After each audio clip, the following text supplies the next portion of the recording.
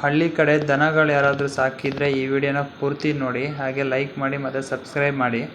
ಮನೆಯಲ್ಲಿ ಸಾಕಿರುವಂಥ ದನ ಎಲ್ಲಾದರೂ ಜಾರು ಬಿದ್ದರೆ ಅಥವಾ ಹಗ್ಗ ಎಲ್ಲಾದರೂ ಸಿಕ್ಕಿ ಬಿದ್ದಾಗ ಮೂಳೆಗೆ ಏನಾದರೂ ಪೆಟ್ಟಾದರೆ ಮನೆಯ ಸುತ್ತಮುತ್ತಲಿನ ಪರಿಸರದಲ್ಲಿ ಸೀಗೆ ಬಳ್ಳಿ ಅಂತೇಳಿರುತ್ತೆ. ಆ ಸೀಗೆ ಬಳ್ಳಿ ಈ ಥರ ಇರುತ್ತೆ ನೋಡಿ, ಮುಳ್ಳಿಂದ ಕೂಡಿರುತ್ತೆ ಮತ್ತು ಅದರ ಎಲೆ ಚಿಕ್ಕ ಚಿಕ್ಕದಾಗಿರುತ್ತೆ.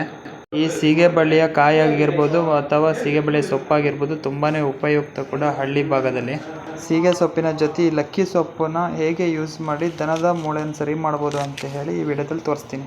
ನಾನಿವಾಗ ಲಕ್ಕಿ ಸೊಪ್ಪು ಮತ್ತು ಸೀಗೆ ಸೊಪ್ಪನ್ನ ತಗೊಂಡು ಒಟ್ಟಿಗೆ ಇಟ್ಕೊಂಡಿದ್ದೀನಿ. ಸೀಗೆ ಸೊಪ್ಪು ಮತ್ತು ಲಕ್ಕಿ ಸೊಪ್ಪನ್ನ ಸ್ವಲ್ಪ ಚಿಕ್ಕದಾಗಿ ಅರಿಬೇಕು, ಅಂದರೆ ಮಿಕ್ಸಿಲಿ ಕಳೆದ್ರೂ ಆಗುತ್ತೆ. ಸಣ್ಣದಾಗಿ ರುಬ್ಬಿಟ್ಟು ಅದನ್ನು ನೀರಲ್ಲಿ ಸ್ವಲ್ಪ ಬೇಯಿಸ್ಬೇಕು, ಕುದಿ ಬರ್ಸಿದ್ರೂ ಆಗುತ್ತೆ. ಅದಕ್ಕೆ ಆ ನೀರಿಗೆ ಸ್ವಲ್ಪ ಅರಿಶಿನ ಮತ್ತು ಉಪ್ಪನ್ನ ಹಾಕಬೇಕು. ಅದು ಸ್ವಲ್ಪ ಲೈಟಾಗಿ ದಪ್ಪ ಆಗುತ್ತೆ, ಆವಾಗ ಇಳಿಸ್ಬಿಟ್ಟು ಉಗುರು ಬೆಚ್ಚನಾಗೆ ಮಾಡ್ಕೊಬೇಕು. ಉಗುರು ಬೆಚ್ಚಗೆ ಮಾಡಿಕೊಂಡು ಈ ಮನೇಲಿ ಏನಾದರೂ ದನಗಳು ಕಾಲು ಮುರ್ಕೊಂಡಿದ್ದಾಗ ಮುರಿದಿರೋಂಥ ಜಾಗಕ್ಕೆ ನಿಧಾನಕ್ಕೆ ಹಚ್ಚಬೇಕು. ಬಟ್ಟೆಯಿಂದ ಹತ್ತಿರ ಆಗುತ್ತೆ, ಇಲ್ಲ ಕೈಯಲ್ಲಿ ಹತ್ತಿರ ಆಗುತ್ತೆ. ಅಂದರೆ ಚರ್ಮ ಕಿತ್ತೋಗ ಅಷ್ಟು ಬಿಸಿ ಇರಬಾರ್ದು ಮತ್ತು ಭಾರಿ ತಣ್ಣು ಕೂಡ ಇರಬಾರ್ದು. ಒಂದು ರೇಂಜಿಗೆ ಉಗುರು ಬೆಚ್ಚಗೆ ಅಂತಾರಲ್ಲ ಅದೇ ಥರ ಇರಬೇಕು ನೀರು.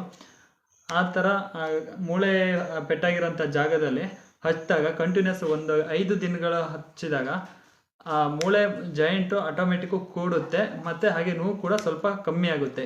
ಹಿಂದಿನ ತಲೆಮಾರಿಯಿಂದ ಕೂಡ ಈ ನಾಟಿ ಔಷಧಿ ಅನ್ನೋದು ಚಾಲ್ತಿಲಿದೆ. ಇದರಿಂದ ಉತ್ತಮವಾದ ಫಲಿತಾಂಶ ಕೂಡ ಕಂಡುಕೊಂಡಿದ್ದಾರೆ.